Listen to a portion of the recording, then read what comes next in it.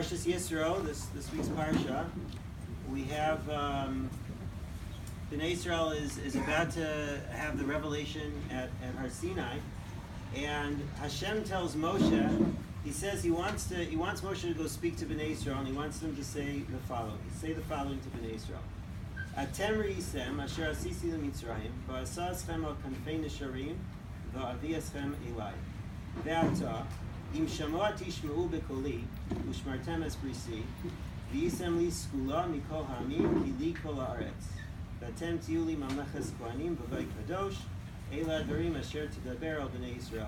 So Hashem is telling Moshe, he says, look, I want you to go to Bnei Yisrael, I want you to tell them, you saw everything I did to Mitzrayim, that I brought you to me with on the wings of eagles, and now, ve'ata, that word seems a little bit superfluous, and now, if you listen to my bleats, to my covenants, and you keep the mitzvot, then you will be a treasured nation to me among all the other nations, and you'll be a mamlechet kohanim v'goy kadosh. So the question is, why do we have this superfluous word, seemingly superfluous, ve'ata, and now? So Rashi comments on the word, and he says, Im ata tikablu aleichem, if now you accept the Torah upon yourselves, ye'erav lachem mikan ve'elach, then it will become sweet to you from now on. Shekol hatchalot kashot, because all beginnings are difficult. And I think Rashi is telling us something very profound about the nature of commitment.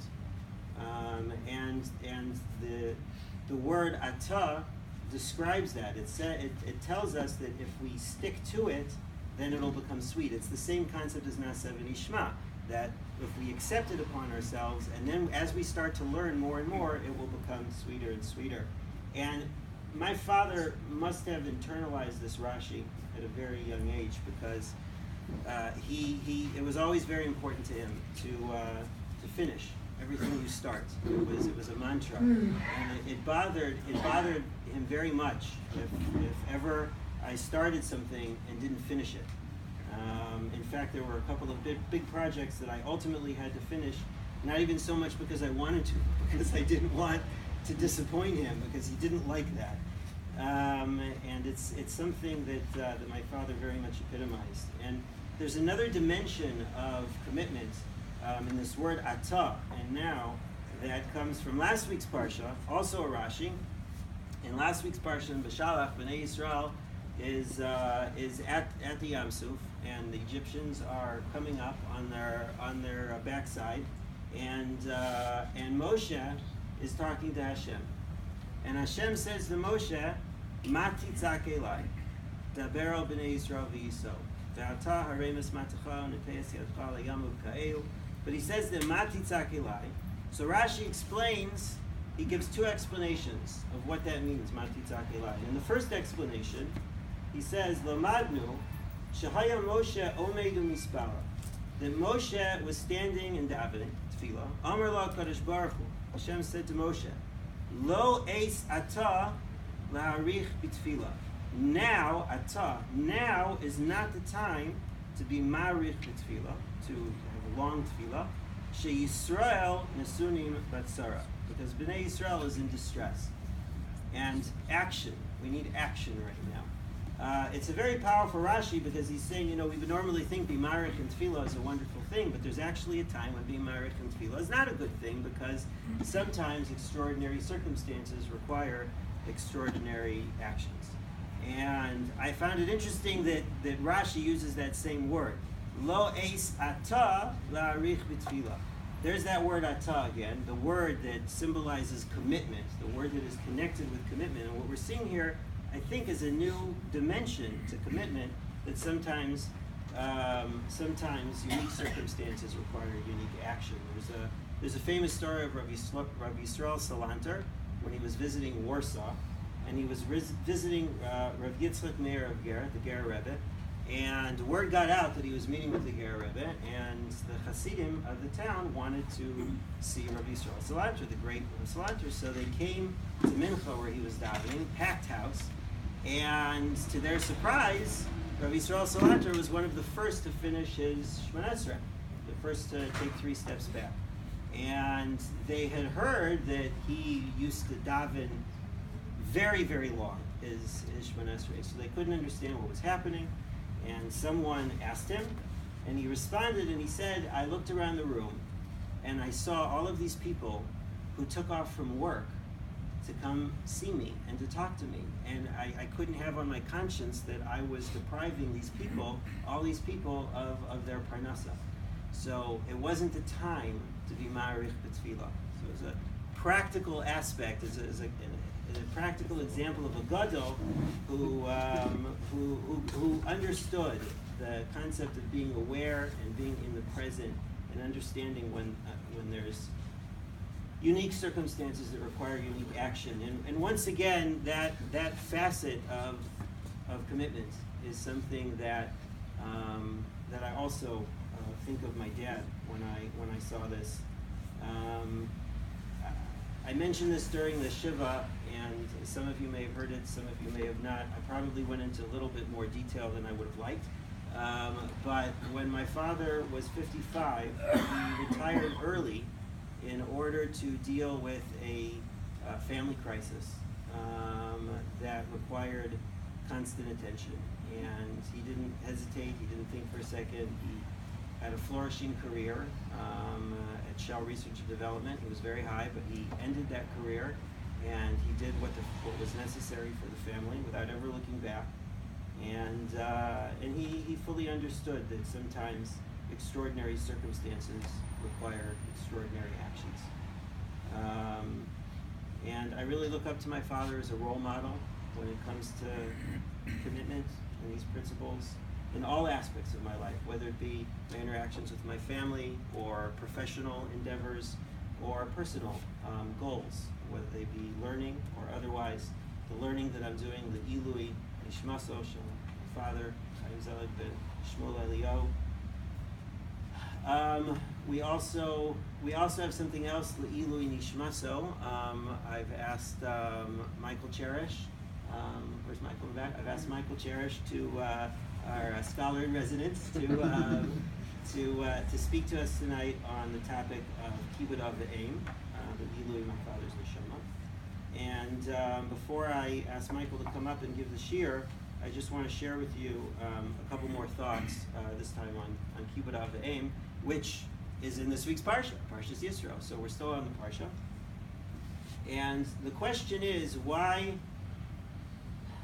is Kibbud Av V'Eim on the end of the first luach? We have two luchos, right? The Seres Dibros, there's 5 on each luach. And the first luach, we learned this in grade school. The first is Bein Adam L'Makom, and the second is Bein Adam L'Chavero. So why is Kibbud Av V'Eim on the first one? Why is it on the bottom, the last Dibra on the first luach?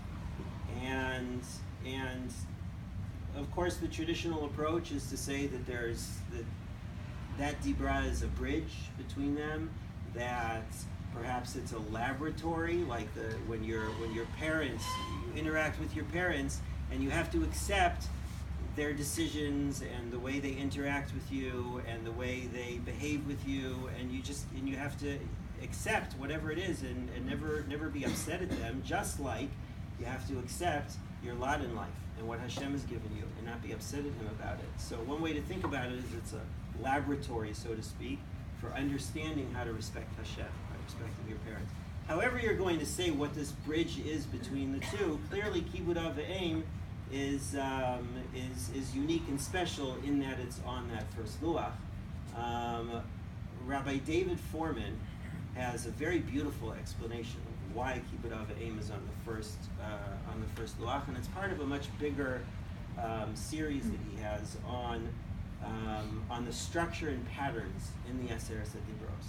And what he says is that rather than saying that the first luach is Bein Adam L'Makom, he said, how about if we say that the first luach are your interactions with your creators?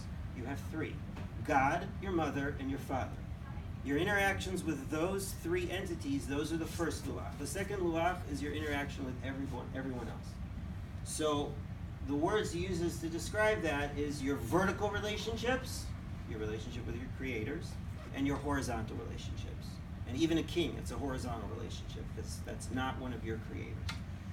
So once he's defined that, he then goes through and he has this beautiful series. It's on aleph-beta.org. This is a plug for Rabbi Foreman now. He has a series of videos, animated videos, where he goes through and he expresses his ideas or his thesis on the Aseret Dibros. His thesis is that there aren't really 10 principles here. There's only 5.